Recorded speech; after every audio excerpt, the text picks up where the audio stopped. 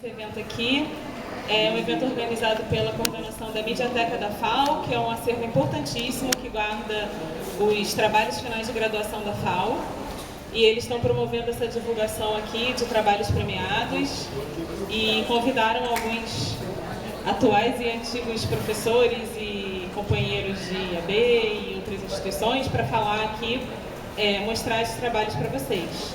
Então eu vou chamar a professora Wanda Vilhena, que já foi nossa diretora de extensão e é coordenadora junto com o Rodrigo Kamimura, professores do DARF. Bom, boa tarde a todos. Nós somos aqui a equipe da Mediateca. O Rodrigo é o atual coordenador e esse projeto que a gente está apresentando vem numa sequência de exposições a partir dos trabalhos finais de graduação que compõem o acervo da Mediateca. Então, esta é a terceira exposição. A primeira foi sobre os temas do Congresso Mundial, que aconteceu aqui no Rio. Isso foi em 2020. A segunda foi em 2021, que foi a dos vazios urbanos e patrimônio cultural, curada pela professora Andréa Bordi. E desta vez resolvemos fazer um recorte com os trabalhos que receberam prêmios ou menções ou destaques do período de 2017 até 2021. Então, são os trabalhos da FAO que foram agraciados aí nesse período. E convidamos o professor Aníbal Coutinho para fazer essa curadoria e ele vai também fazer a mediação aqui. Rodrigo? Gente, boa tarde para todo mundo. Queria deixar aqui só rapidamente o agradecimento, porque a gente está com um horário um pouquinho avançado, mas eu fiz uma colinha aqui, serei breve, tá? Queria agradecer os colaboradores da Mediateca, o professor Rodrigo Cury, Maria Clara Meliandi, Maria Clara Coura, Elton, vou falar só o nome, sem sobrenome, Marcelo, Júlia e Eduardo, estiveram com a gente no ano passado, Pedro, Marcele, Rafaela, Renata, o pessoal que está aqui, né? Ana Karine, Ana Luísa, Christian, André, Natália, o João, que entrou agora, né? O João, junto com a Adriele, o Myron e a Isabela, Davi, da Unicinos, a Bianca, o Gabriel Bonner e a Natana, que saiu recentemente também. Então, nosso agradecimento para todo mundo, extensionistas, professores e colaboradores da Mediateca. Queria também deixar registrado o agradecimento à FAPERJ, que foi responsável por esse renascimento da Mediateca, né, junto com o apoio do Profaex e do PIDIAC, da UFRJ. Agradecer também a diretora de extensão e a FAO por essa oportunidade de ocupar esse espaço, esse mezanino, junto com a exposição do Arquisur, que está rolando ali, Centro de Referência Jorge Machado Moreira.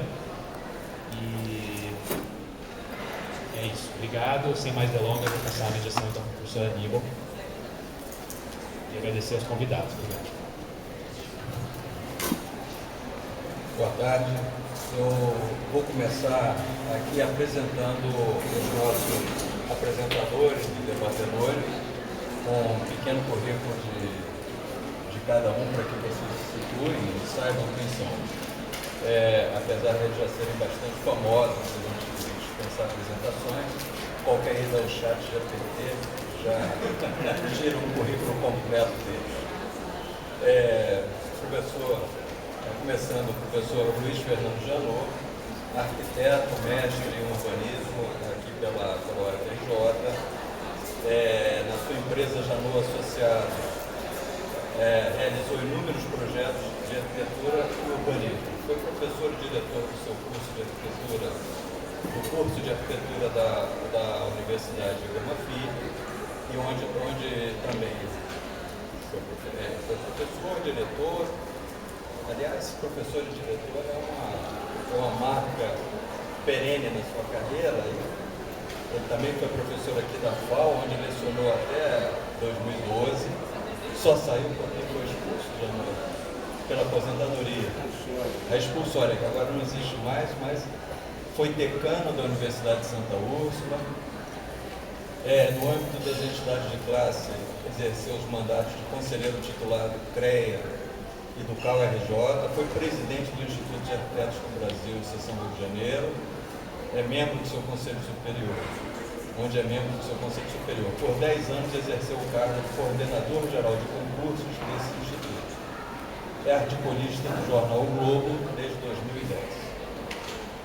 À direita do professor Janot, a professora Denise Kines Solot, é arquiteta pela FAU-FRJ também, é minha contemporânea aqui, apesar de estar muito mais acabada do que ela, mas ela é doutora e mestre em História e Teoria da Arquitetura pela PUC, professora do Departamento de Arquitetura e Urbanismo também da PUC-Rio e do seu curso de Arquitetura. E foi professora da Universidade Veiga de Almeida. É autora de publicações e projetos de publicações, com destaque para o livro Paulo Mendes da Rocha, Horizonte Urbano. Também fez projeto de arquitetura do Colégio Pedro II, Unidade Tijuca, é membro do Conselho do Instituto de Arquitetos do Brasil, Rio de Janeiro. À minha esquerda, o professor Sérgio Ferraz Magalhães, arquiteto, doutor em urbanismo, professor do programa de pós-graduação em urbanismo aqui da FAU-FRJ. Na área pública, foi secretário de Estado de Projetos Especiais e secretário municipal de Habitação do Rio de Janeiro. Criador do programa Favela Bairro, bem como dos programas Morar Legal, Morar Sem Risco e Morar Carioca. Na área privada, é coautor de projetos de arquitetura e urbanismo, como o Núcleo Habitacional do Cafundá e da cidade acampamento de Salto Santiago. Titular da SMC Consultoria e foi consultor de urbanismo do Banco Interamericano de Desenvolvimento. Autor de diversos livros, dentre os quais Reinvenção da Cidade, Interação, Equidade e Planeta, também publicado em inglês. Também colunista do jornal O Globo, autor de projetos publicados em mídias especializadas e que figuram em exposições de arquitetura no Brasil e no exterior. Foi presidente do 20º Congresso Mundial de Arquitetos, o IA 2021, Rio, e do Instituto de Arquitetos do Brasil, seção Rio de Janeiro, e também presidente do Instituto de Arquitetos do Brasil Nacional. E é membro da Assembleia Geral da União Internacional de Arquitetos. Recebeu diversas distinções no Brasil e no exterior desde o início de sua carreira, que eu vou me permitir não ler aqui, porque tem umas 3 páginas aqui de currículo. Então, são todos... a maior dificuldade foi resolver o currículo de todos, porque são pessoas muito queridas nossas e muito competentes, e são, pessoalmente, todas essas pessoas tiveram uma influência muito grande na minha vida em diversas épocas, e eu gostaria de passar a palavra ao professor Luiz Fernando Janot, para que ele desse uma visão sobre essa questão didática, do concurso, da premiação, etc., e as diferenças existentes dentre eles. Obrigado, eu queria agradecer o convite, não só dos colegas da diretoria, a coordenação do curso de arquitetura do IAB, todos os amigos queridos, especialmente ao Aníbal, que fez o convite representando as altas autoridades aqui da faculdade. Nada melhor do que você chegar, sentar aqui à vontade para fazer um bate-papo com alunos sobre um assunto que, na verdade, eu conheço, mas estar na companhia dessas 2 pessoas queridas, amigos do coração, como meu amigo Sérgio Magalhães, como a minha amiga Denise Solot. Isso é tão bom, né? Porque a gente está a fim de somar, a fim de tentar dar uma resposta à reflexão de vocês. Porque quando se fala em premiação, se você pegar o significado da palavra premiação, vocês vão ver que é um mérito. A principal coisa é o mérito daquele trabalho. É o mérito do reconhecimento daquela produção. E muitas vezes acontece que, para quem foi professor, quando eu fui tanto tempo aqui, às vezes você via trabalhos interessantíssimos e que se perdiam depois nas gavetas, depois eles ficavam atirados até no corredor. Uma tristeza, trabalhos incríveis. E eu, algumas vezes, por incrível que pareça, eu vi trabalhos de ex-alunos de qualidade que ficavam nas tais gavetas. E depois, não sei porquê, do corredor eu vi alguns alunos pegarem, colocarem no corredor, se reunir em torno desse trabalho e discutirem esse trabalho. Então, eu acho que a oportunidade da criação desse evento não é criar, é esse evento marcar uma posição de transformação a respeito da produção arquitetônica urbanística que é produzida por alunos aqui na escola. Então, nesse aspecto, é fundamental em que se destaquem trabalhos que merecem ser apreciados, ser discutidos, ser criticados, para o bem ou para o mal, não importa, mas eles representam o que há de melhor na produção daquele tipo de projeto ou de trabalho acadêmico que está sendo desenvolvido. Eu dou uma força para isso, sempre procurei, nos últimos anos que eu lecionei aqui na universidade, e tive a oportunidade de coordenar o trabalho final de graduação, era fazer uma experiência dentro de sala de aula que me parecia muito interessante. À medida que os alunos iam produzindo os seus trabalhos, eu pedia que eles levassem esses trabalhos, imprimissem, colocassem nas paredes da sala. Então tinha dentro do próprio currículo da disciplina, você tinha um evento desses comentários sobre o trabalho. Mas não você se colocar como unicamente como professor, o entendido, o especialista, o craque que vai dar nota, mas sim ouvir também o que os alunos pensam do trabalho dos alunos. No começo isso me pareceu difícil, porque todos ficavam com medo. Como é que o cara vai meter o pau no trabalho do outro e depois vai baixar a nota? E eu levei um certo tempo, e eu acho que o caráter da gente, a maneira da gente tratar a questão, fez com que essa confiança acontecesse. Então, quem escolhia aleatoriamente era eu escolhia fulano, como é o trabalho do cara.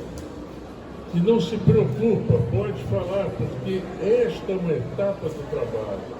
A crítica é sempre saudável na medida em que essa crítica, o cara não é obrigado a seguir a crítica, mas a crítica muitas vezes abre o olho para que você possa futuramente ou naquele mesmo trabalho avançar no sentido de melhorar essa produção. E acho que os outros que talvez não tenham se dedicado tanto ao trabalho, ao ver que vão ser escrachados, né, de uma certa maneira ali, também melhora a produção. Então era uma forma de criar um clima que já é um clima de avaliação crítica de conteúdo do trabalho. Isto é, para saber se é um trabalho significante. Quando eu digo significante, eu estou falando ao contrário de insignificante. Um trabalho que tenha significado para a produção arquitetônica de determinado grupo. Então, a premiação é isso. ela destaca o que tem de melhor. Concurso de arquitetura é outra coisa. Eu acho que essa diferença é muito importante. Concurso de arquitetura é uma forma de licitação para se escolher um trabalho, uma ideia, um estudo preliminar, um anteprojeto, seja lá o que for, para ser desenvolvido e para ser construído. Eu sou um defensor dos concursos públicos. Tive a oportunidade de coordenar quase uma centena de concursos. E no período em que o meu colega Sérgio Magalhães foi presidente do IAB do Rio de Janeiro, depois da direção nacional, a convite dele, eu passei, por nomeação dele, eu passei a ser coordenador geral dos concursos, o que fez com que a gente desse esse perfil para a administração, o Sérgio conduziu, de que os trabalhos de importância, principalmente para a cidade, eles tivessem uma abertura para que você pudesse valorizar essa produção. E valorizar essa produção através de um concurso que é isento, você desconhece quem está produzindo o concurso. Nesse aspecto eu quero abrir um parênteses. Existe um regulamento do Instituto de Arquitetos do Brasil que regula a produção e a realização de concursos. Eu havia feito o último, em 2007, sofreu uma modificação após, mais recente, mas que é bom, eu continuo insistindo e vou, nesse ponto, vou botar o ovo dos alunos. Eu acho que o concurso, eu sou unicamente favorável a concursos públicos de arquitetura e de urbanismo. Eu sou radicalmente contra os concursos privados de arquitetura e de urbanismo. O concurso público de urbanismo é aquele que abre a possibilidade para o jovem arquiteto se projetar na produção. Porque senão ele não consegue, porque ele não tem currículo, ele não tem isso, não tem aquilo. E se ele ganha o concurso, ele está ganhando o concurso de estudo preliminar, um concurso de ideias.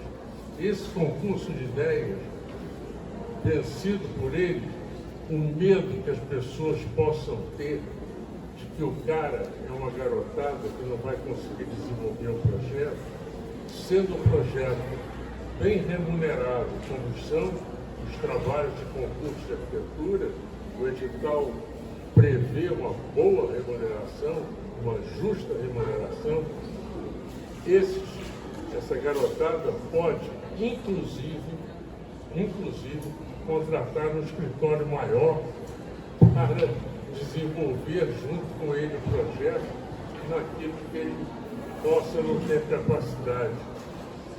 E não pensem que o projeto se resume a uma produção num determinado espaço do escritório.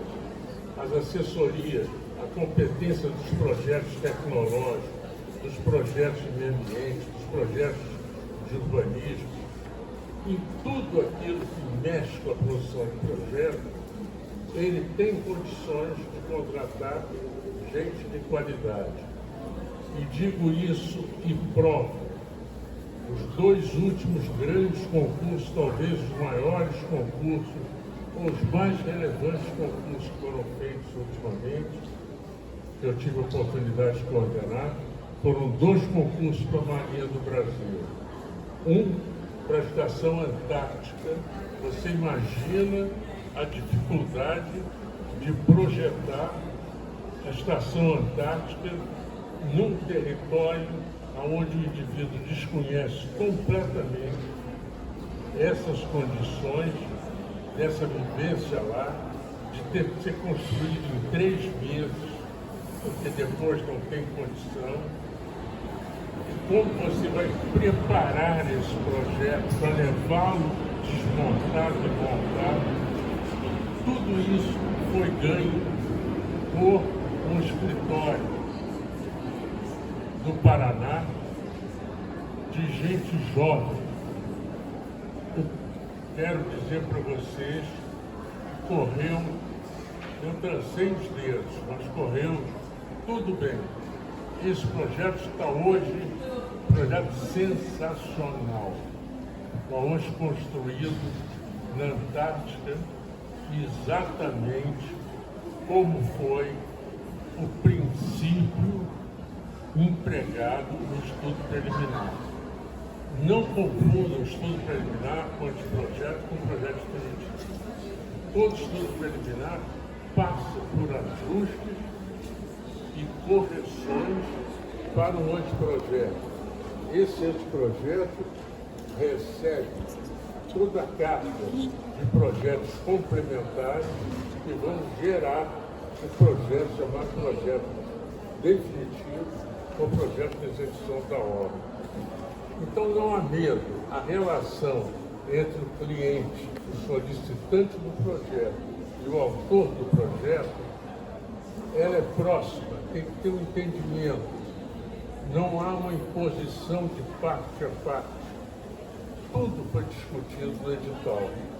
Então, eu quero mais uma vez reforçar que o concurso público de arquitetura e de urbanismo, a meu ver, deveria ser uma norma para os projetos, principalmente os projetos do Estado. Se o particular não queira fazer, é outra coisa, mas para o Estado, sim. O Sérgio Magalhães vai ter oportunidade de dizer isso depois. Na França, praticamente todos os projetos públicos são feitos através de concursos. Eles sabem até esse dado melhor do que eu. Então, isso é possível. E quero dizer, terminando, que é uma coisa importante, nós realizamos, estou dizendo, eu com o Sérgio aqui, realizamos concursos que marcaram a cidade do Rio de Janeiro. Eu era presidente do IAP na época, quando nós fizemos juntos o concurso Rio Cidade, que foi intervir. Começamos com, praticamente foram 50 bairros do Rio, de intervenção urbana, proveniente de concurso, gerando espaço de trabalho para todo mundo. Fizemos mais recentemente junto de Morar Carioca, que também foi outra experiência muito boa. Enfim, eu acho que essa afinidade, essa identidade com o concurso é fundamental. E vocês que são estudantes, comecem a se preparar para isso através de quê? Através dessas premiações. Eu enalteço a direção e a coordenação da escola está oferecendo essa possibilidade para vocês. Era isso que eu tinha que dizer para abrir a cabeça mais do que vocês já têm aberto para essa visão da produção da arquitetura. Não se esqueçam que tem que ter qualidade, tem que ter reflexão, chega de modismos idiotas que não duram nem até o final do projeto. Procurem fazer trabalho bem fundamental. Ok? Passo por Aníbal agora, devolvo a palavra. Muito obrigado.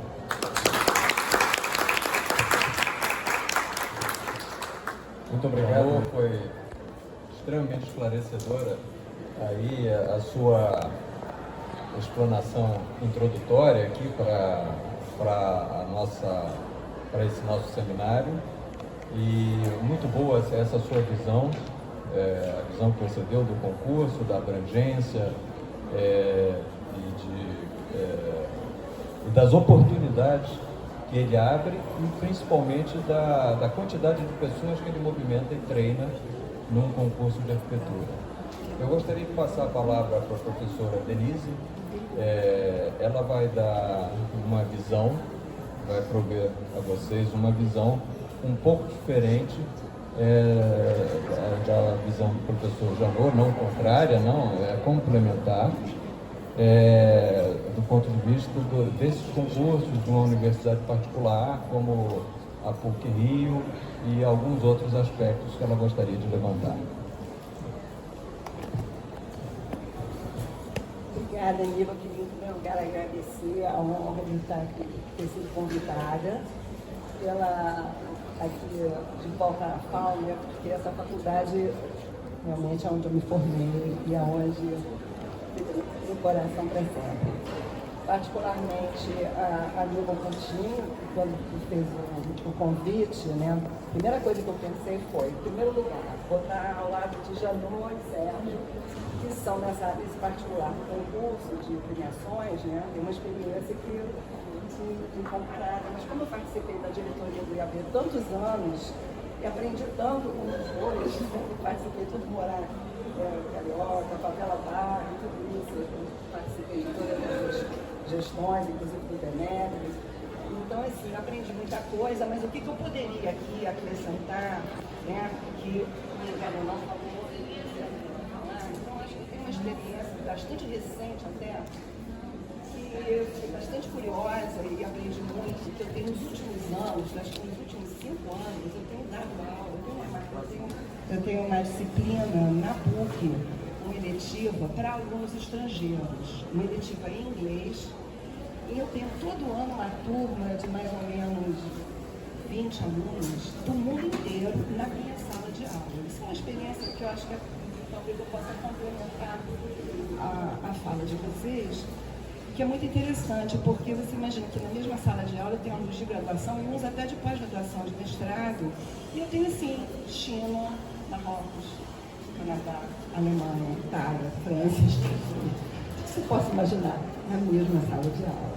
E isso é espetacular e para mim está sendo um aprendizado enorme, né? Que eu posso aprender o que está acontecendo no mundo todo sem sair do Rio de Janeiro, eu saio de casa, né? Então, e é uma coisa muito interessante. O que eu posso acrescentar, agora falando exatamente da premiação, no assunto premiação, em primeiro lugar, é um assunto da maior importância e fiquei muito feliz de ter sido convidada para falar disso, porque é um assunto que me preocupa, porque, em primeiro lugar, é fundamental. A premiação dos alunos de uma universidade é o resultado da universidade. É onde a gente vê o que nós estamos fazendo, se estamos fazendo bem ou não. A premiação é muito importante. E aqui eu queria destacar 2 aspectos, né, que eu acho que, rapidinho, 2 aspectos que eu vejo assim de imediato. Um é o que da premiação é externo aos alunos e o que é interno, que parte dos alunos para fora e não de fora para dentro. Eu acho que isso é uma questão importante para entender o seguinte: nós temos um problema no Brasil que é um problema, evidentemente, econômico, um problema de educação que cai no problema econômico, e isso eu estou falando particularmente dos estágios, que os alunos são forçados a estagiar por uma questão econômica durante o período da faculdade, sobretudo numa universidade particular que tem que, inclusive, pagar a faculdade, e esse serviço que não faz estágio não tem como pagar. Então, esse assunto que foi discutido ontem, né, parece que teve uma palestra disso ontem, que vai bem pertinente, que eu acho que já cai no problema, mas esse é um problema que eu coloco, assim, de certa forma, externo ao controle do aluno. Ele tem que trabalhar e não tem opção. Então, como é que ele vai dispor de tanto tempo para fazer uma virada de concurso? Porque a gente que já participa de concurso, já participou de concurso no escritório de arquitetura, sabe que a gente quase para o escritório para dar aquela virada de trabalho. Como você vai fazer isso? Se você tem aula, tem prova de física, né? Que é aquele aluno que tem prova de física, tem prova de física e tem que ainda fazer o TCC ou o concurso, estudar, né? O problema até o TCC, né? Porque os alunos acabam faltando a educação do professor de TCC e acabam, passa 2 semanas não desenhou nada, o professor reclama, ele está dando virada no trabalho. Eu acho que é um assunto que não é o assunto que realmente eu queria discutir aqui, porque esse é um assunto que é mais para o corpo docente discutir.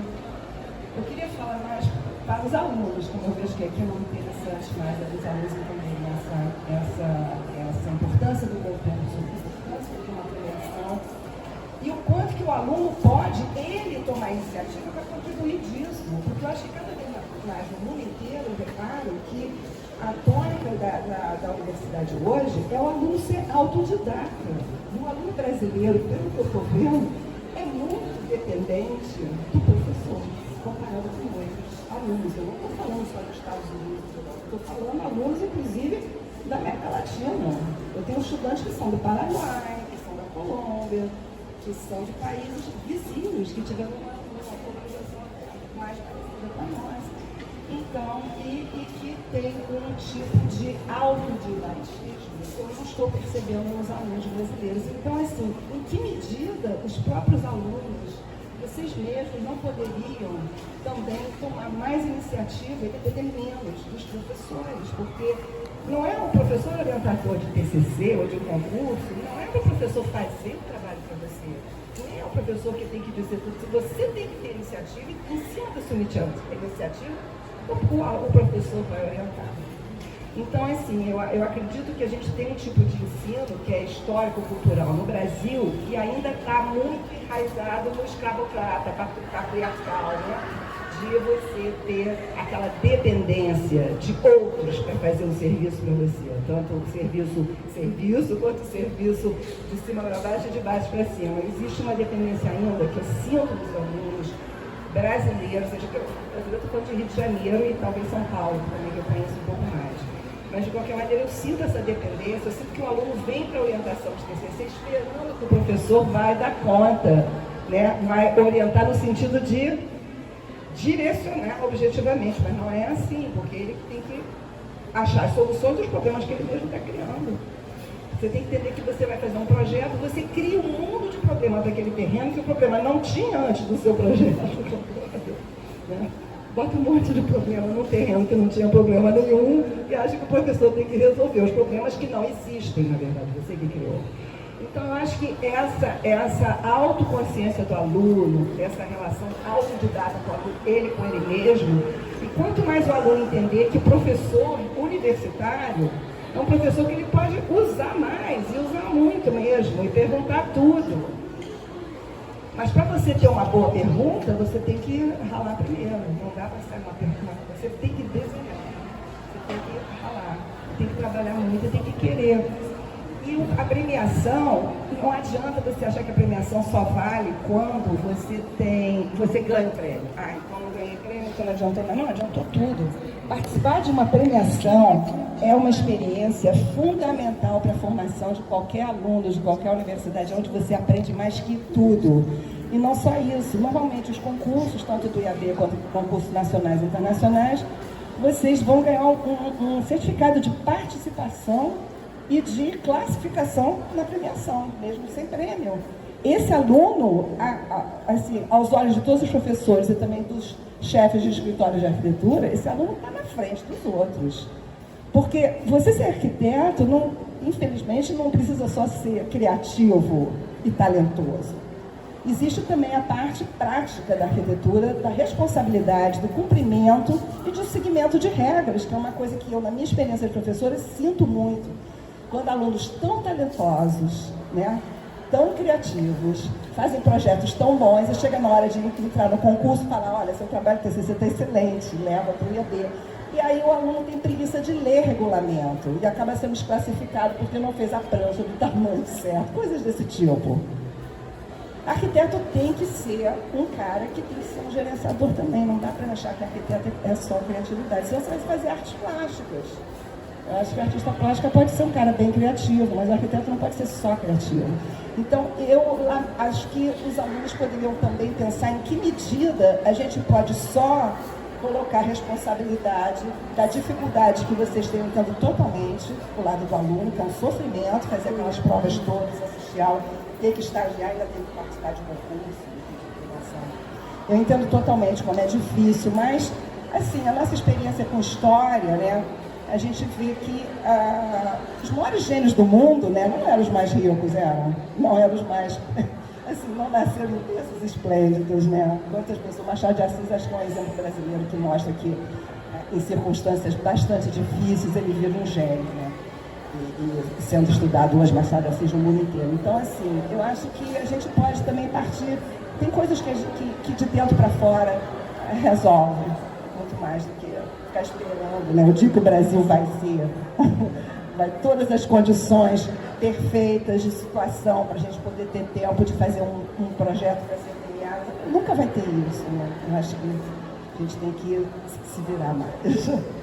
Mas, enfim, obrigada. Adorei estar aqui.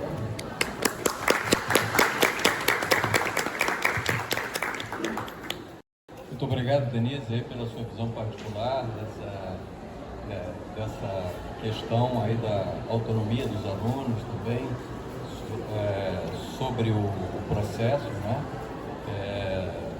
De também não ter essa dependência absoluta sobre os trabalhos, e a gente acho que, de certa maneira, a gente também estimula a que os alunos tenham essa autonomia e não dependam tanto dos orientadores em excesso.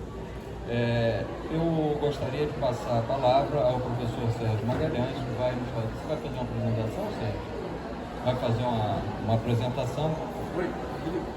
Rodrigo, por gentileza, colocar a apresentação do professor Sérgio, que vai falar um pouco da experiência dele de 4 décadas de concurso, 4 décadas, 5 décadas de idade. Obrigado, amigo. Obrigado a todos vocês aí, obrigado pelo convite.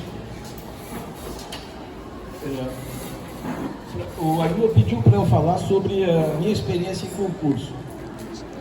E eu fico contente que o Janô e a Denise tenham falado antes, porque me facilitou muito falar sobre premiação, como eles falaram, já está ótimo, e eu assino embaixo.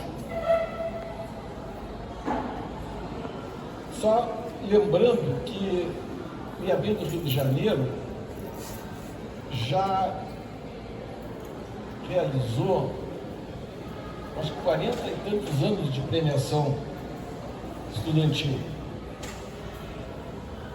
sem falhar nenhum ano, o que era algo extraordinariamente importante num país que não dá bola para essas questões de recorrentes. Faz uma coisa, abandona, faz outra coisa, volta. Então, ter uma premiação com essa história, que depois virou ópera-prima, tem também, deve ser muito valorizado. Agora, o CAU do Rio de Janeiro adotou a premiação do IAB como primeira etapa para um prêmio anual que ele também oferece aos estudantes. Sobre concurso, eu gostaria de comentar com vocês que eu penso, tal como o Janô se manifestou, eu penso que ele é um lugar exponencial para aprendizado de arquitetura. E tem duas dimensões, uma individual e uma coletiva, pelo menos. Na individual, eu diria que, da minha experiência, se aprende muito perdendo concurso. Ganhando também se aprende, mas perdendo se aprende muito. É uma experiência que eu tive ainda quando estudante, depois em outras oportunidades, apresentar um projeto dentro de todos os requisitos que foram apresentados de programa, e depois ver o resultado que outros arquitetos ganharam, com respostas muito melhores do que a gente fez, e nesse cotejo compreender uma dimensão da arquitetura que estava escondida para mim. Se aprende muito quando se ganha, quando se perde, se aprende muito também quando se ganha, e se realiza a obra, e aí nos dá uma condição especial frente ao cliente, ao construtor, que fica, de certo modo, inibido de querer autoritariamente modificar propostas do arquiteto, sobretudo quando o concurso é organizado pelo IAB. Isso nos dá uma autoridade adicional que eu acho muito significativa também. A dimensão coletiva do concurso, para mim, ainda mais importante, porque nos mostra a possibilidade da construção do espaço urbano, do espaço nacional, com uma resposta a melhor possível, o que faz com que essa qualificação do espaço seja um elemento de construção de uma cultura sobre a arquitetura e sobre o espaço que enriquece permanentemente aquele ambiente. E o Jadot comentou a França como uma experiência importante. A França, por reconhecer na arquitetura uma dimensão de construção da identidade coletiva, da identidade nacional, a França não adotou os regulamentos licitatórios da União Europeia, porque ela compreendeu que a produção da arquitetura precisava ser em acordo com as exigências nacionais. Não poderia se confundir com as exigências continentais. E assim a França tem, historicamente, uma demanda de concursos para obras públicas em diversas escalas, que faz com que anualmente seja da ordem de 3.000 concursos de arquitetura, o que se reflete na qualidade do espaço nas cidades francesas e no cuidado com que a sociedade trata as obras de arquitetura ao longo do tempo, ao longo da história. Eu penso que este é um elemento adicional de natureza de interesse coletivo que a resposta através de concurso ajuda a construir. Eu fiz algumas imagens aqui para conversar com vocês de melhor modo, e essa aí vocês todos conhecem, mas é dada como esse é um concurso, a construção da cúpula da Igreja Santa Maria de Fiore, em Florença. Foi um concurso que ganhou Brunelleschi e que, pelas condições, pela resposta que ele ofereceu, inédita, sob o ponto de vista construtivo, foi considerado um dos elementos fundadores do Renascimento e da modernidade, junto com a sua contemporânea invenção da perspectiva. Pode. Esse é um outro concurso de 1700, final do século XVIII. Participaram 14 arquitetos. Participaram 14 arquitetos. Esse foi o vencedor. Pode seguir. E hoje a Casa Branca, sede do governo americano. Então vocês vejam, no final do século XVIII, os Estados Unidos inicia-se como nação fazendo um chamamento público para a construção do seu edifício mais simbólico de representação do Estado. Pode. Certa surpresa é saber que para a exposição de 1889, comemorativa do centenário da Revolução Francesa, o Parque de Exposições foi objeto de concurso e inclusive a Tour Eiffel. Tem uma certa controvérsia aí que não convém a gente adiantar ou aprofundar, porque parece que o Eiffel já tinha alguma coisa projetada e o concurso foi mais ou menos um arranjo para que pudesse ser construído o mais alto edifício do mundo na ocasião, com seus 300 metros.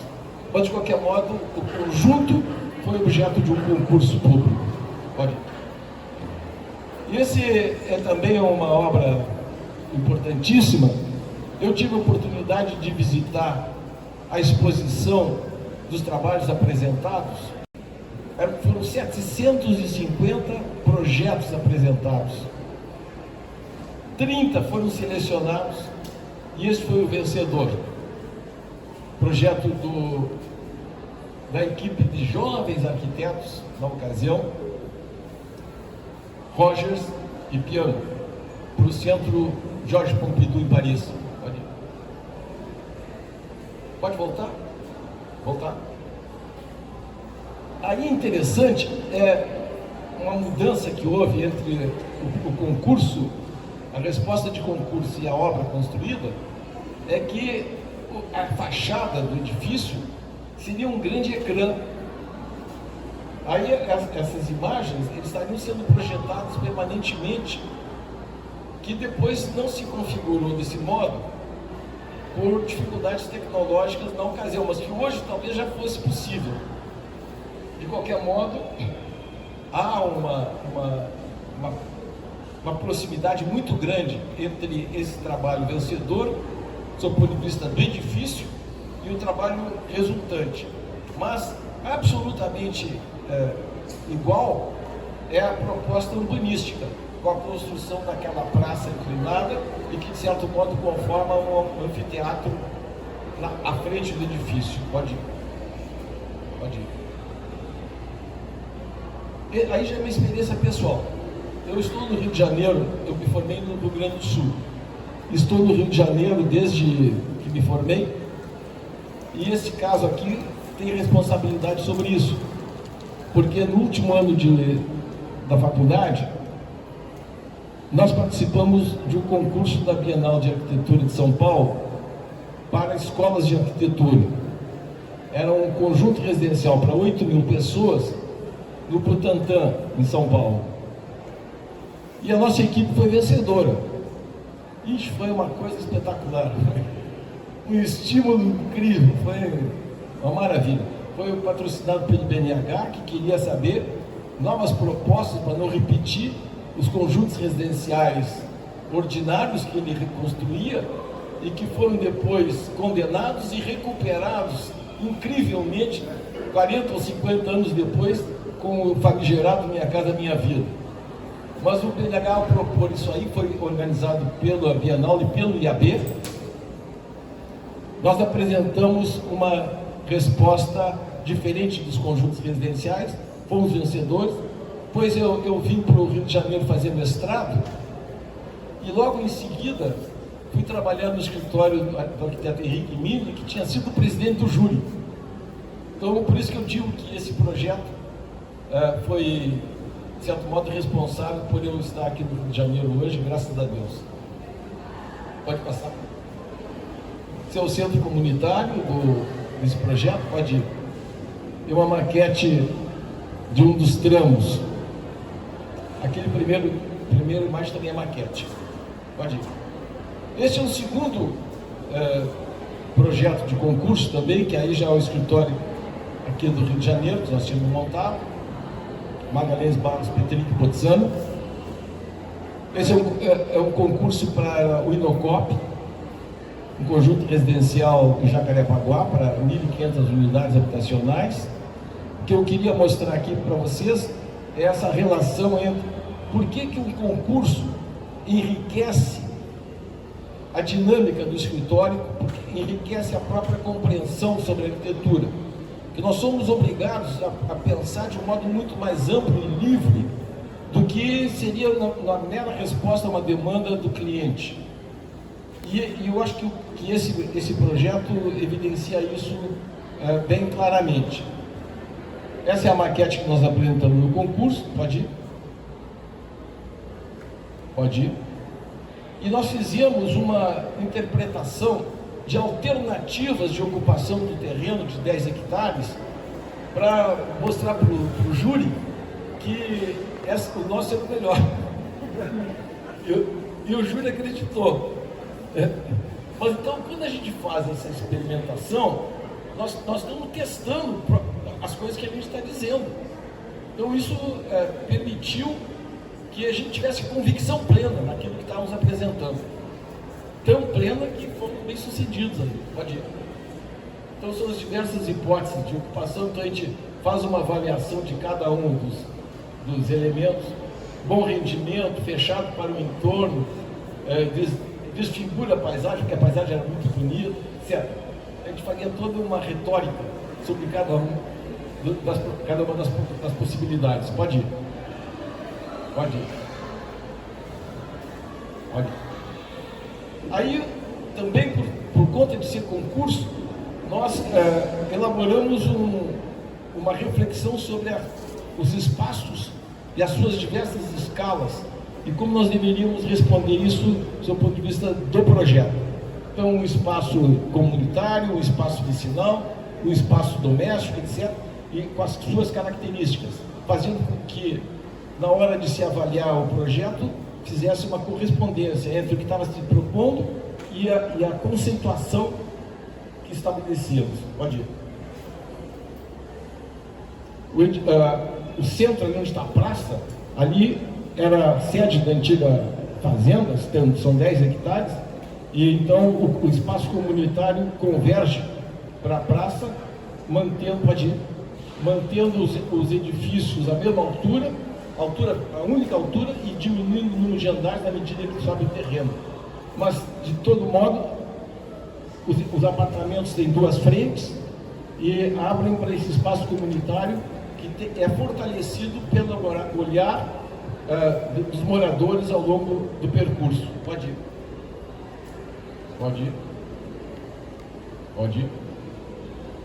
Aí já o concurso ganha, aí já é uma maquete, primeira maquete do estudo, do anteprojeto. Pode ir. Já é a maquete final de cada edifício. Pode ir.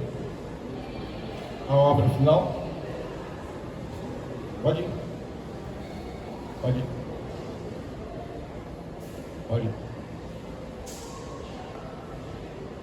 Vai passando. Esse trabalho de piso é projeto... Certo. Quanto tempo tem esse trabalho? 40 anos. Esse trabalho de piso é daquele espaço comunitário, é desenhado pelo Orlando Mulica, querido arquiteto e pintor, artista plástico, e equipe. E essas cores significam materiais diversos. Pode ir. Pode ir.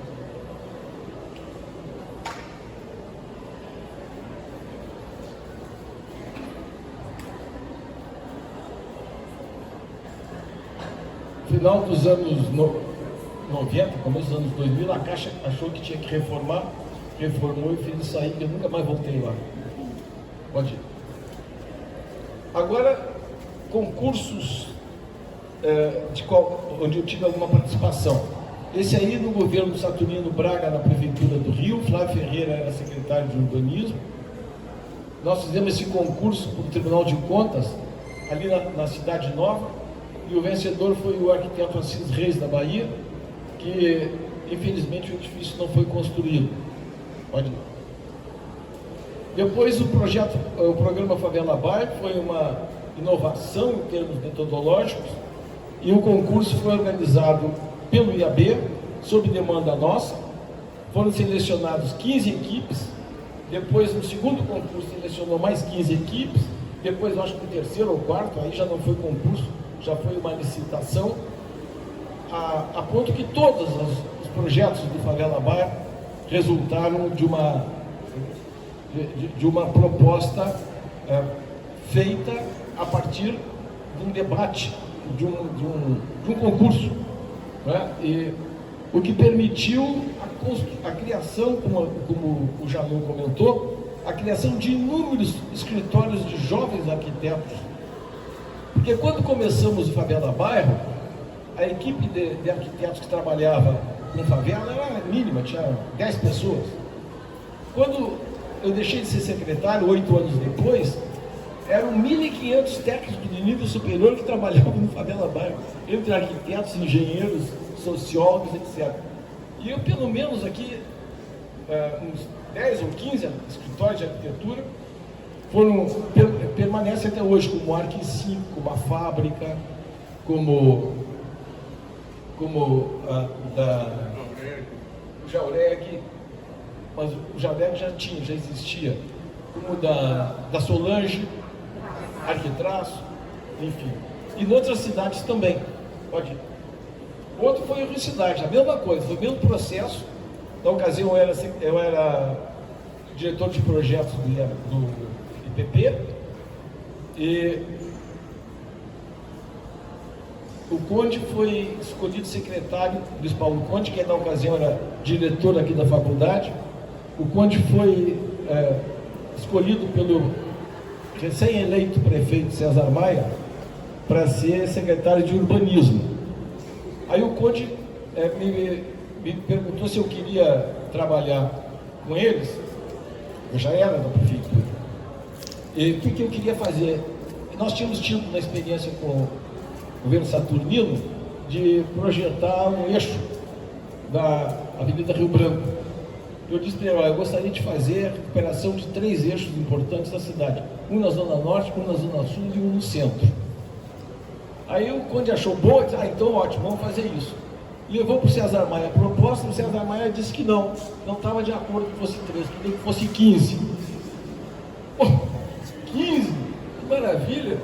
Aí então vamos fazer o concurso com o IAB. Eu não sei se o Janu era presidente do Rio Cidade ou do Favela Bairro, do Rio Cidade. O IAB não tinha no seu regulamento de concurso essa modalidade. Então foi preciso superar junto ao Conselho Superior, mas afinal foi aprovado, resultou também, tal como o Favela Bairro, na constituição de arquitetos jovens, mas não só jovens arquitetos também de escritórios já bem constituídos, produziram mais de 30 projetos do Rio Cidade. Depois, nos anos 2009, por aí, o Eduardo Paz já era o prefeito, fizemos junto ao IAB um outro concurso para o Morar Carioca, selecionados 40 escritórios, parece que 10 ou 15 foram contratados, mas depois a coisa não foi para frente. E, de qualquer modo, tem uma publicação que é muito expressiva sobre o estado da arte de concurso de área de favela nessa ocasião, que é disponível.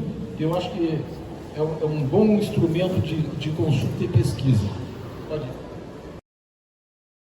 ir. Aí já depois nós organizamos o concurso internacional do Parque Olímpico. Pode ir. Depois do Porto Olímpico, esse concurso Porto Olímpico eu acho que foi muito bacana. Ele era destinado a 5.000 unidades habitacionais na área portuária, em 17 hectares. Ele começou e depois foi interrompido. Se ele tivesse sido implantado tal como foi projetado, tal como foi escolhido no concurso, nós teríamos certamente uma exemplificação de um urbanismo contemporâneo que a cidade ainda não tem. Exatamente. Daria uma outra configuração para as respostas urbanísticas, não apenas no Rio de Janeiro, mas em muitas cidades brasileiras, com certeza. Esse foi o projeto vencedor. Foram 4 vencedores, mas mesmo assim classificados em primeiro, segundo, terceiro e quarto lugar. É do Flávio Gasperini, pode ir. Esse é do Flávio Ferreira, foi professor aqui na UFRJ, pode ir. Esse é do Francisco, agora esqueci o sobrenome, Spadoni, de São Paulo, pode ir. E esse do Jorge Jauregui, pode ir. Outro concurso da Casa do Rui Barbosa, pode ir. Do Campo Olímpico, do Golfe, pode ir. Da Estação Antártica, que o Janot se referiu, excepcional concurso, um programa espetacularmente bem feito, pode ir. Esse não é concurso, mas eu acho tão bacana, eu acho uma ideia, eu acho um elemento tão bom, tão bonito, tão espetacular, que eu gosto de mostrar. Não é concurso, não devia estar aqui, mas por essa razão é que está. Porque ele é o seguinte: essa é a igreja Santa Genoveva, em Paris, que hoje virou o Panteão. E vocês estão vendo aí na frente uma multidão. Mas ali no meio ali,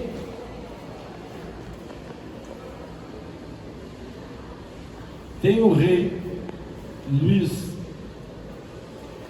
XV vendo o projeto da futura igreja apresentado pelo arquiteto.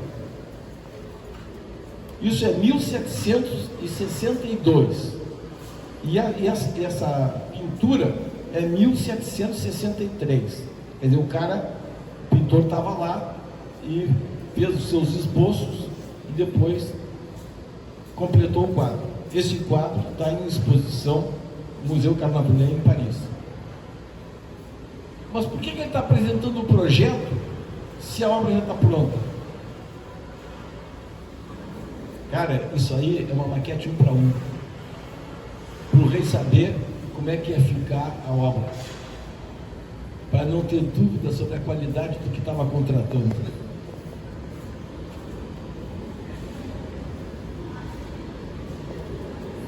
Vem de longe, esse interesse, essa cultura arquitetônica da França. Só para terminar, agora não tem imagem, mas como a Denise comentou, eu lembrei, no Congresso Mundial de Arquitetos, tivemos um concurso para estudantes de arquitetura do mundo todo, que a professora Fabiana Ezaga foi uma das coordenadoras, o Pablo Benetti também. Tivemos 1.200 equipes inscritas, 180 equipes entregaram os seus trabalhos, no mundo todo. Lembre-se que nós estávamos na pandemia, então 180 equipes apresentando seus concursos durante a pandemia, não foi pouca coisa. Desses 180, teve 3 prêmios e 3 menções. Uma da Argentina, outra do Brasil e 4 chinesas.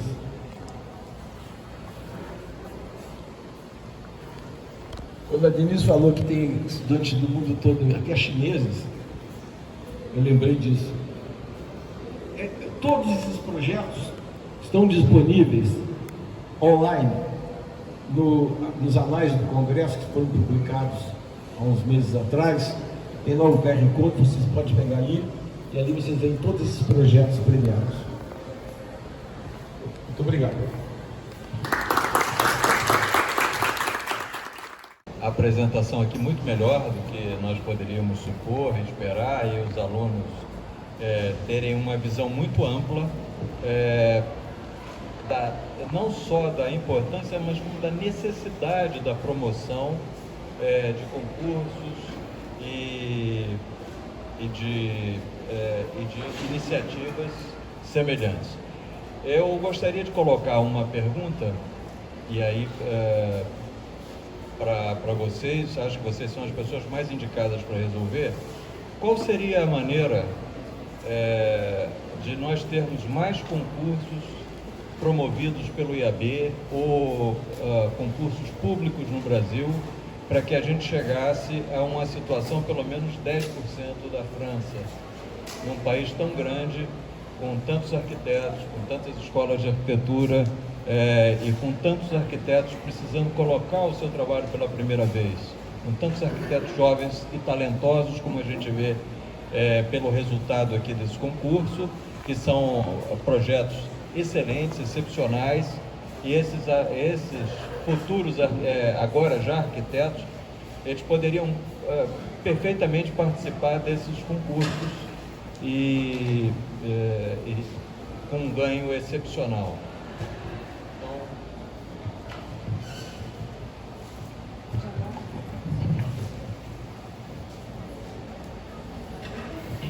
Essa é uma pergunta complicada de responder, porque, primeira coisa, parte do interesse do poder público de fazer ou não. Eu diria para vocês que nem sempre, ou quase nunca, o poder público tem interesse em fazer, porque ele tem interesse em distribuir esses projetos para os seus cupinchas que estão em torno de outros tantos interesses. Uma coisa eu posso dizer, Aníbal, para vocês também, que é uma coisa importante, já que você mencionou o IAB, nessa gestão que o Sérgio era presidente nacional, nós preparamos um dossiê completo sobre a defesa de concurso, divulgamos esse dossiê, oferecemos esse dossiê.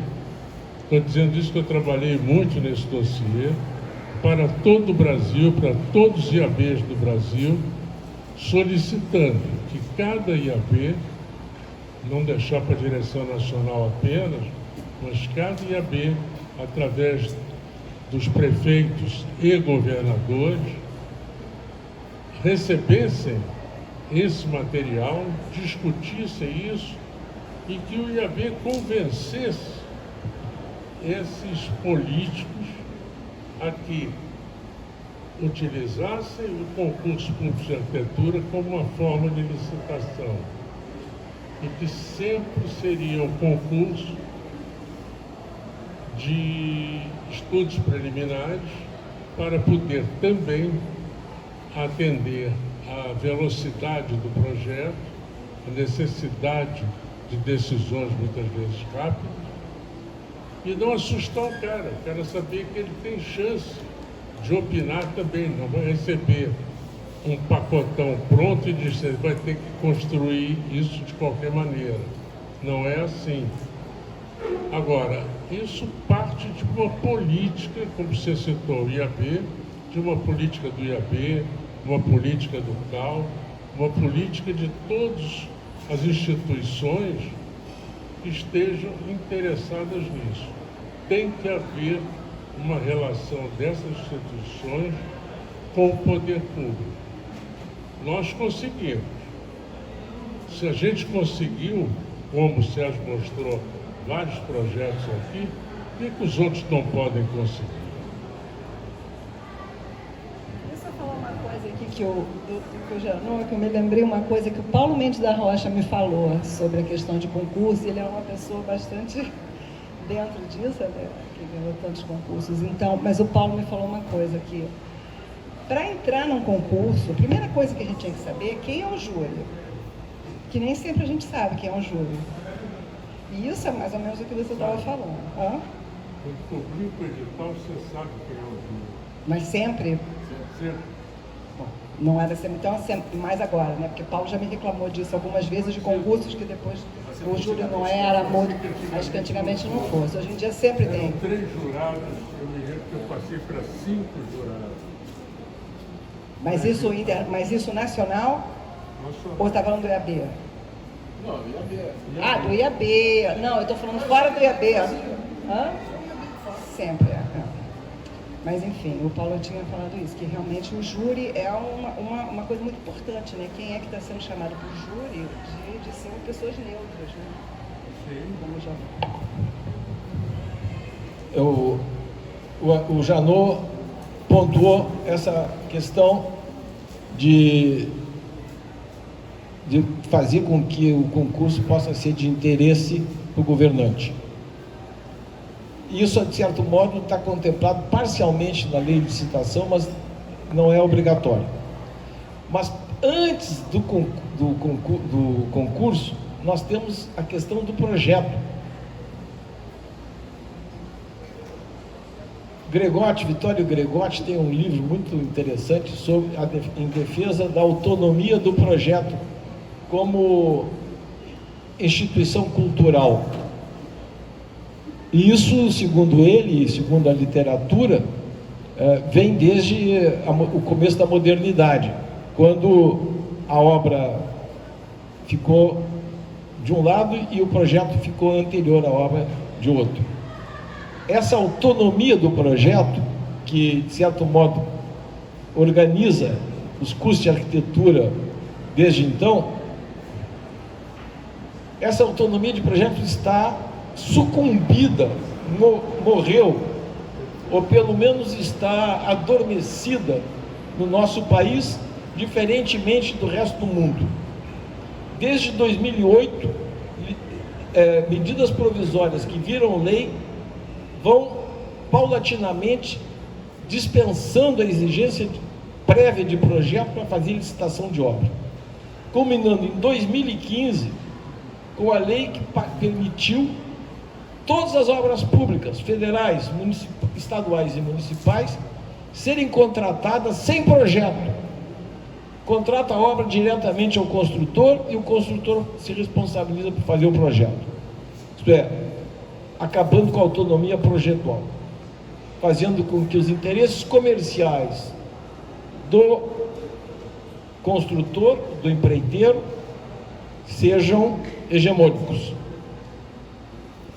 Isso é um retrocesso absurdo que faz com que a formação profissional fique ante uma ambiguidade.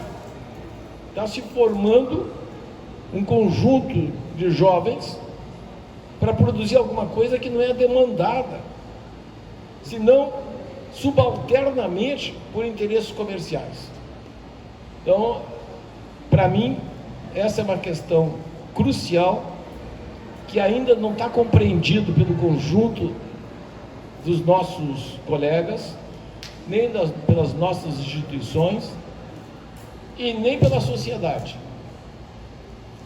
Mas ao se perguntar para qualquer construtor, ou para qualquer governante, ou para qualquer cidadão, se ele estaria disposto a contratar a sua casa com uma construtora, sem saber o projeto, diz assim: eu quero uma casa de 3 quartos. Você pode fazer para mim? Posso. Quanto é? Tanto. Então está aqui, está contratado. Provavelmente,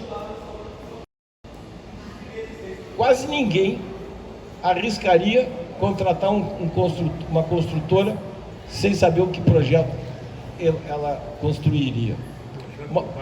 Mas nós fazemos, não tem mais base. Nós fazemos isso em todas as obras públicas brasileiras hoje. Bom, eu gostaria de abrir agora a perguntas da plateia.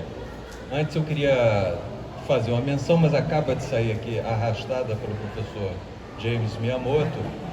O primeiro aluno, na realidade uma aluna da FAO, a ganhar um concurso nacional. Foi a professora, então aluna, Clarissa Costa Moreira, que estava aqui, que acabou de sair aqui. Ela foi a primeira aluna da FAO, na história da faculdade, a ganhar um concurso nacional.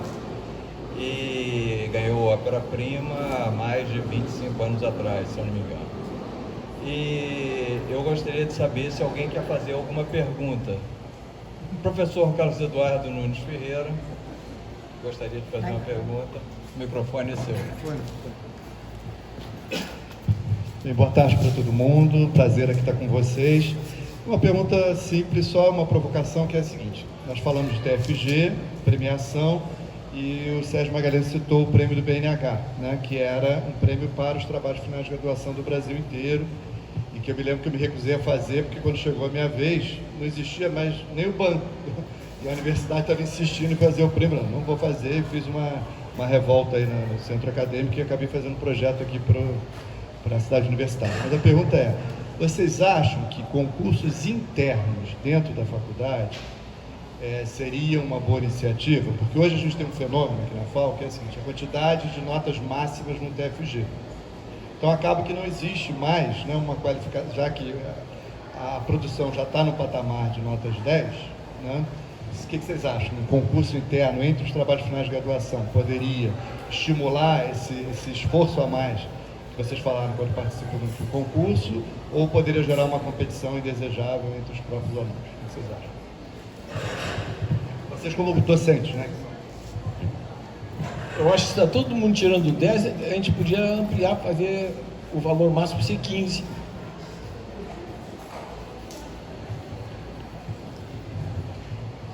Bom, eu sempre acho que competição é algo saudável, Cadu, eu sempre achei isso. Não consigo ver competição como uma coisa ruim, porque o aluno que tem coragem de competir é um aluno que tem garra, né? E que em qualquer profissão acho que vai estar sempre acima da média, porque competir tem que ter coragem, tem que ter garra, tem que ter querer, né?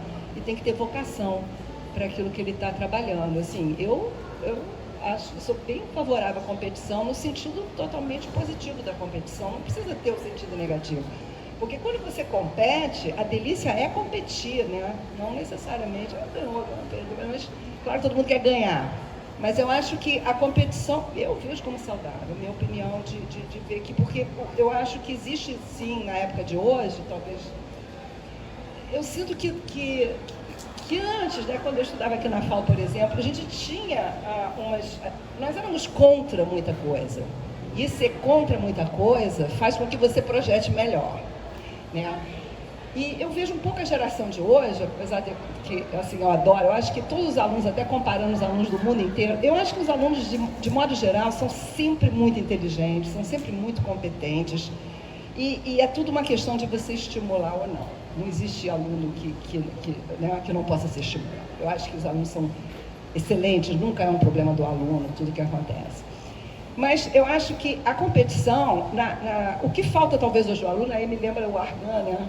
Que vai aquele livro Projeto Destino, que eu acho que esse aqui é um livro que eu adoro, e o Argan diz uma coisa assim, nunca se projeta para alguém, mas contra alguém. Os melhores projetos saem de você, sou contra a especulação imobiliária, sou contra a submissão, e por aí vai. Então, assim, quando você é contra alguma coisa, você tem muito mais garra para fazer um projeto bom do que quando você é favorável. E a competição estimula também essa questão de você quero ganhar, quero fazer melhor. Eu acho favorável, mas essa é a minha opinião. Cadu, eu acho perfeito. Eu acho que, primeiro, você citou o BNH, os concursos BNH. Eu não vejo problema nenhum em ter patrocínio, desde que o patrocinador não se meta em querer regular o edital. Ele é patrocinador.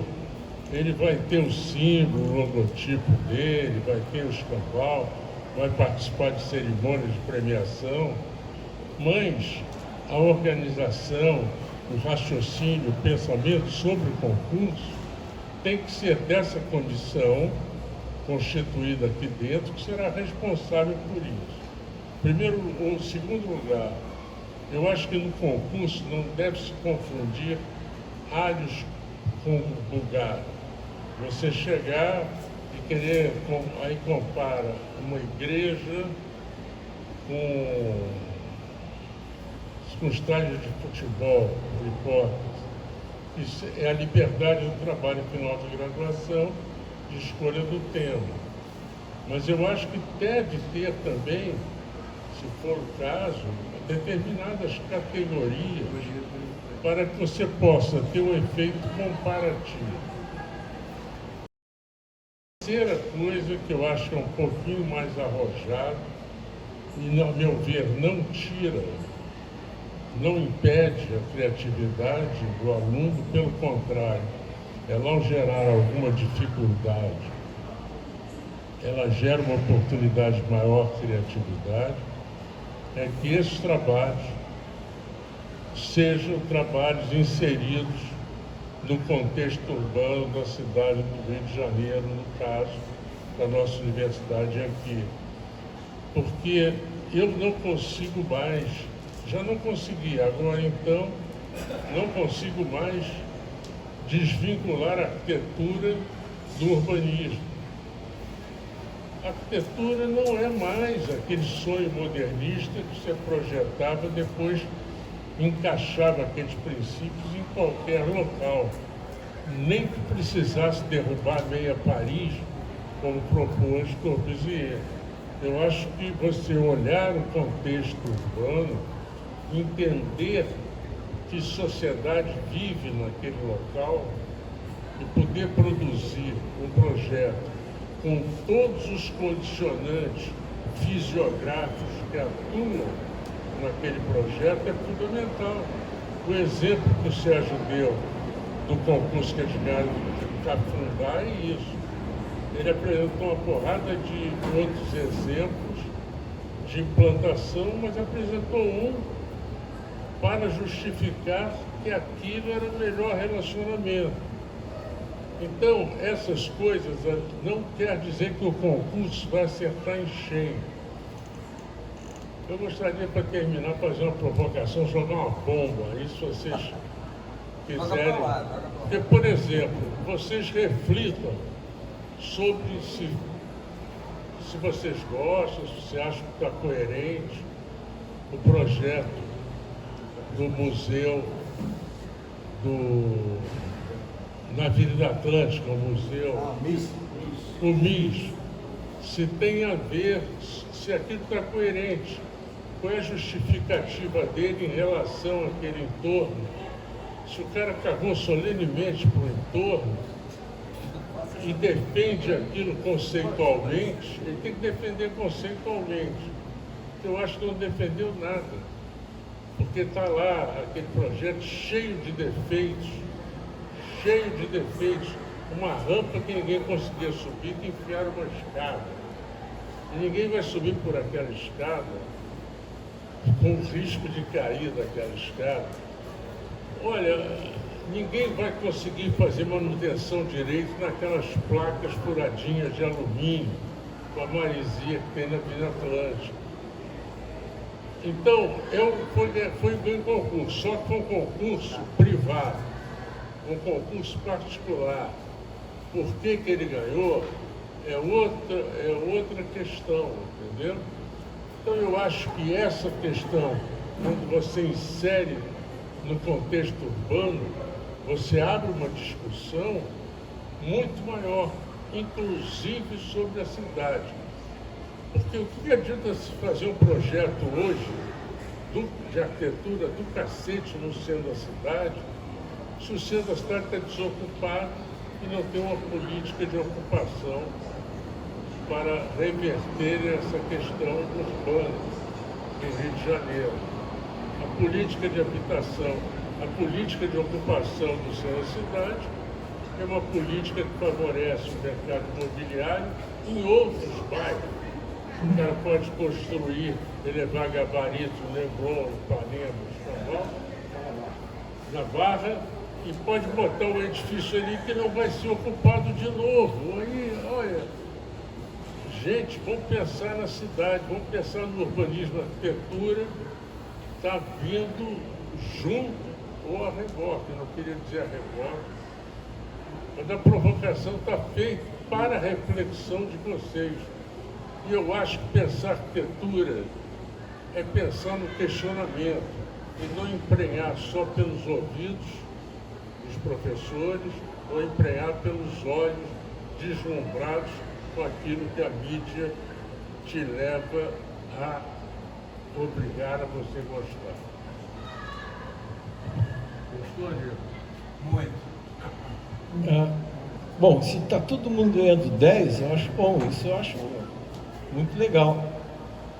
Agora, eu compartilho a ideia de que é bom ter, é um estímulo importante fazer concurso, mas também compartilho o comentário do Janot que não dá para fazer concurso com programas distintos.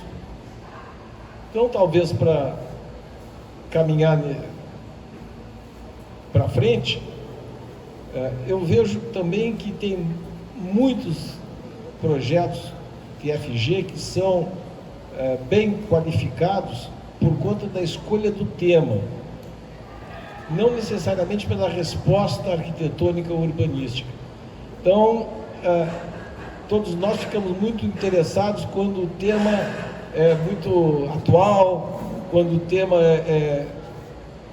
reduz dificuldades e preconceitos, e isso nos anima muito, independentemente da resposta arquitetônica ou urbanística. Então, talvez pudesse haver uma junção das coisas. Aqueles temas que são considerados muito bons, a tal ponto que sem projeto, mesmo assim, ou com um projeto deficiente, mesmo assim ganha 10, esses temas poderiam ser objeto de um segundo momento, aí de uma resposta projetual, aí compartilhada pelos alunos que quisessem participar. Mas, de qualquer modo, todo mundo ganhando 10, eu acho excelente. Quanto à bomba que o Janot lançou aí, eu acho que ali o coitado do arquiteto se deparou com um terreno menor do que ele tinha projetado. Aí teve que fazer assim. Se ele faz assim, a rampa fica boa. Olha, eu queria agradecer aqui a presença de vocês todos e principalmente aqui aos nossos debatedores, porque esses debatedores aqui não são de nível regional, de uma escola, nem de nível nacional, são debatedores de nível internacional. E nós tivemos aqui uma soma de inteligências, de pensamentos, de experiências que raras vezes conseguimos reunir num lugar, quanto mais aqui na FAO. Então gostaria muito, muito, muito de agradecer a vocês, agradecer aqui a Wanda, o Sérgio Fagerlandi, a Niusha, o Rodrigo e a todos que... Rodrigo também, Rodrigo 2, Rodrigo 1, e todos que participaram dessa exposição, que agora que começa, né? E gostaria muito que trechos dessa fala fossem colocados no YouTube, junto a esse site, porque eu acho que isso merece ser visto pelo Brasil todo. E uma última provocação, e vou encerrar e não precisa responder. Entre tricolores e da Urca, você é contra ou a favor a tirolesa da Urca? Até logo, tchau! Queria agradecer a vocês todos como diretor de extensão, representando o nosso diretor que está na França, por isso que não pôde estar aqui, está dando uma palestra, está tendo encontro com o pessoal lá da Suíça, enfim, está trabalhando pela FAO lá também. E agradecer a vocês todos a presença e convidar para duas exposições, na realidade, centros de referência que a gente criou, não sei se vocês já conhecem, a Níbal já puxei lá para fotografar, vou puxar vocês para fotografar comigo lá também, porque a gente tem o Instagram, a gente tem que divulgar, e a exposição, enfim, por uma coincidência feliz, a gente inaugurou semana passada a exposição de trabalhos premiados do último Arquisur, que é uma premiação que a gente participa sempre. Nossos alunos foram premiados com alguns trabalhos de extensão, na verdade que isso não é só projeto, é também extensão. Então a gente abriu a exposição, a Paula Polícia estava aqui, Gustavo Hack, que nos ajudaram a fazer a exposição, a organizar. Então também convido todos, que também é outra questão que a gente tem aqui na FAO. A gente tem os trabalhos finais representando a FAO em diversos concursos internacionais. O Arquisur é um deles. A gente tem os concursos nacionais, como Rosa Clias, de paisagismo. A gente tem qual mais agora? Já esqueci. Temos diversos. Enapark, o próprio CAL. O CAL tem feito várias, não é exatamente um concurso, mas é uma seleção de trabalhos. CAL na praça, CAL nos bairros, em Petrópolis, em Madureira, já esqueci onde mais, vários lugares, enfim, que nos dão a oportunidade dos nossos alunos participarem e se verem, porque é interessantíssimo a participação em Nova Iguaçu, os pais dos alunos, quando estão apresentando trabalho na praça. Isso é genial, quer dizer, é uma premiação para mim, particularmente, ver como isso se expande, como a arquitetura, o urbanismo se expande pelas famílias, pelas cidades. Então, obrigado mais uma vez pela presença, a Wanda, obviamente, que organizou junto com o Rodrigo. Eu só estou aqui dando os parabéns a todos pela universidade, pela faculdade. Tá?